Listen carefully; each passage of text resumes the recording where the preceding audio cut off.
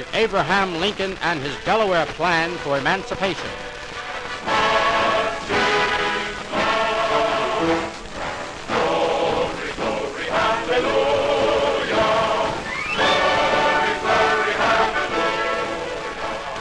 Ours is an important story tonight because it's about a great president and several courageous Delawareans, and also a story about what Delaware might have done in 1862 had it not been for one man. Let me present some of our personalities in our dramatization tonight. I represent Abraham Lincoln, the Civil War President of the United States, and I had a plan for reducing the war between the states, a plan for emancipating the slaves in Delaware and thus leading the way for other states. And I represent George P. Fisher, congressman from Delaware in 1861 and 1862. I had once been Attorney General of the state of Delaware, and in all my political activities, I supported Mr. Lincoln for the presidency. And I represent Benjamin Burton, a member of the Civil War legislature of Delaware. I was sympathetic with the president's plan of gradual emancipation. And I represent Robert A. Cochran, representative to the General Assembly of Delaware from Newcastle. Well, I was elected to the legislature on the People's Party ticket. I was pro-Lincoln until the time came to vote on his plan of gradual emancipation. Well, gentlemen, we will proceed with our story here, a story that's not too well known. First of all, you all know the situation. Abraham Lincoln was elected President of the United States, and with his election, things began to brew and boil over in the southern states. At that time, Delaware was a border state, but she never left the Union. She refused any and all offers to join the Confederacy, even though there were some 1,800 slaves in Delaware. In April of 1861, the trigger was pulled. It was pulled against Fort Sumter, and that was war. Some called it civil war. Many called it a rebellion, and still others said it was the war between the states. But in any event, under any name, it was still war. And war is a nasty, costly, bloody thing. And despite our attempts perhaps at oversimplification, slavery, human slavery was one of the causes. So one day, in November of 1861, President Lincoln called to his office in the White House Congressman Fisher. Mr. Fisher, it's good to see you. Sit down, won't you? Thank you, Mr. President. I reached here as soon as I could after your message was received in Dover. Mr. Fisher, there's no use beating around the bush. I suppose you know why I've called you. I have an idea, Mr. Lincoln. Slavery? Yes, that's it exactly. How many slaves are there in Delaware? About 1,800. Since I suspected the reason for your call, I checked before I left. We have 1,798. Well, that's some accurate counting, sir. Well, my plan is this. One of the reasons for this bloody war is slavery. This nation cannot exist half free and half slave. And I propose to emancipate the slaves, and I want to try the plan in a border state such as Delaware. And what exactly is your plan, Mr. President? I propose, with the authority of Congress, of course, to buy the freedom of the slaves in your state. And if that plan is successful, I'm sure other states will follow along. I'm certain the war can be quickly brought to an end through this plan. And so, through the afternoon and into the evening, President Lincoln and Congressman Fisher of Delaware discussed and debated this plan of emancipation. Of course, in November 1861, it could not have been foreseen the war would last 4 years. But the sad, sorrowful man in the White House felt that it could be brought to a speedy end if his plan of emancipation worked. But at the same time, we find Congressman Fisher arguing for the best bargain possible for his fellow citizens who are slaveholders. Well, Mr. President, just how much are you willing to give if I could procure the passage of an emancipation law in our General Assembly? Mr. Fisher, to emancipate your slaves, I'll give by installment $300 for every man, woman, and child in slavery, to be paid over a period of 10 years. And this is $300 per head, as you might say, regardless of the health of each slave. Well, Mr. President, I don't think $300 is enough. I'd say $500 per head, and I think I could persuade the General Assembly to go along with you. The cruelty of the times.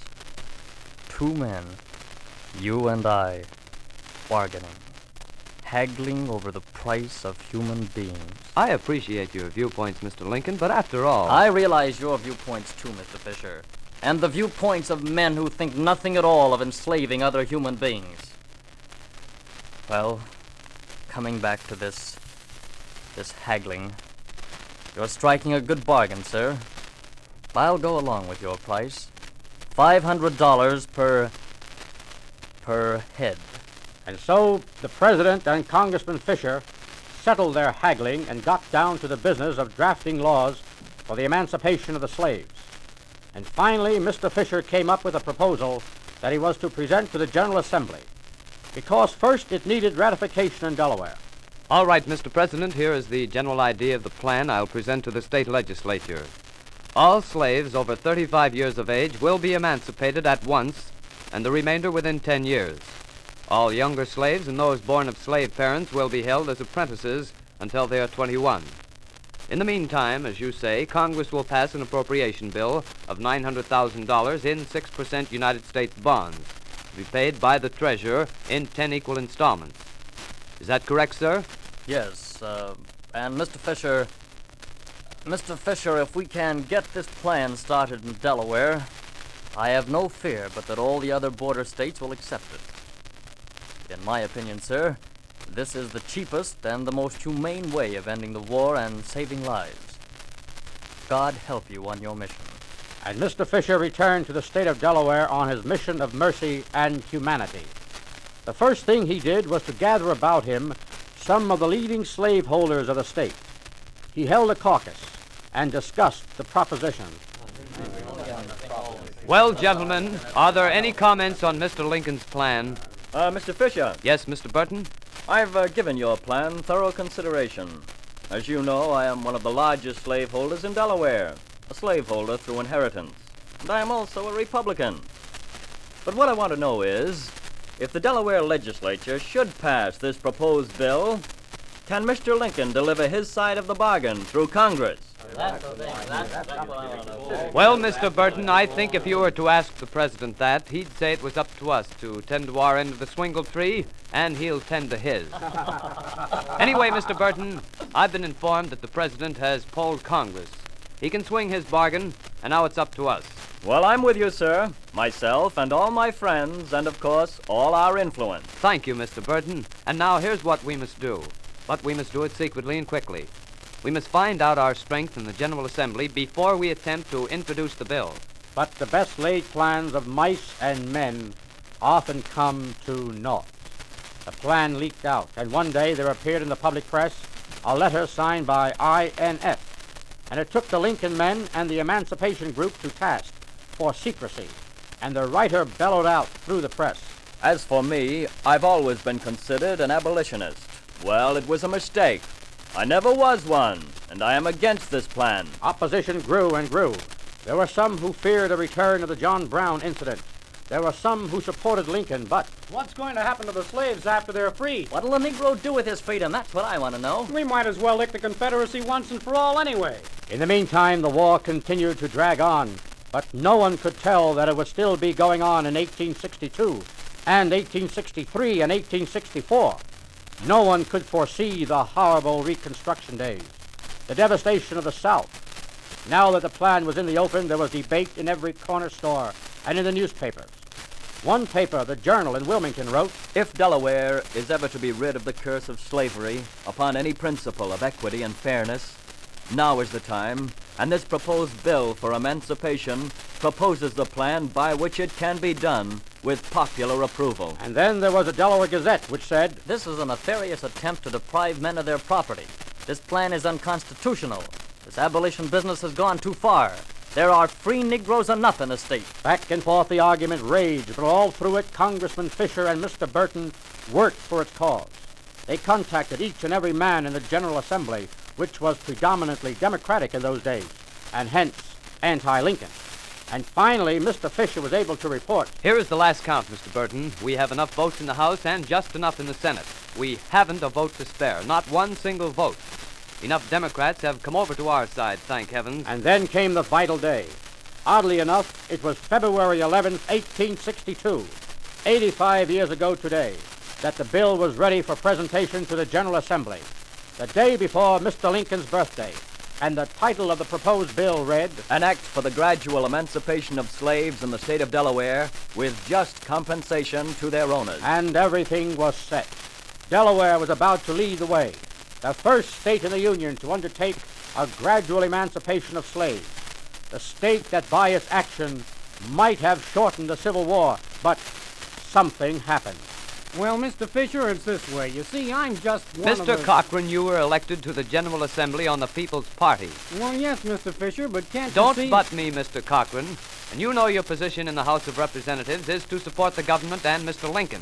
Well, but my folks in Newcastle County say that They don't- elected you to support Mr. Lincoln, that's all I know. And this plan of emancipation is Mr. Lincoln's plan.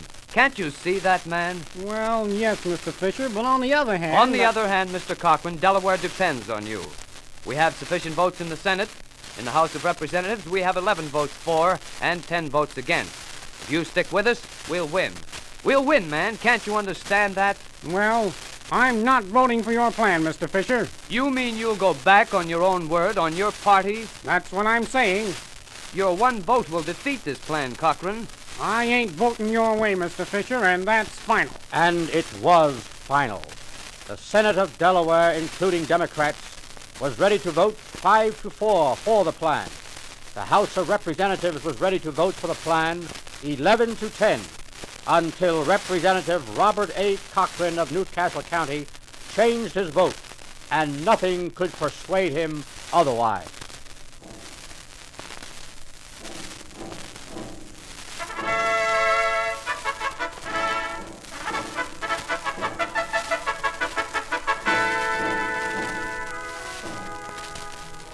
And so Mr. Lincoln's plan was defeated. The war dragged on with all its bitterness and sorrow and misery. Finally, he did issue his famous Emancipation Proclamation, issued under his war authority, abolishing slavery in the Confederate States. But all that bitterness and sorrow and misery might have been saved by one vote in the Delaware General Assembly.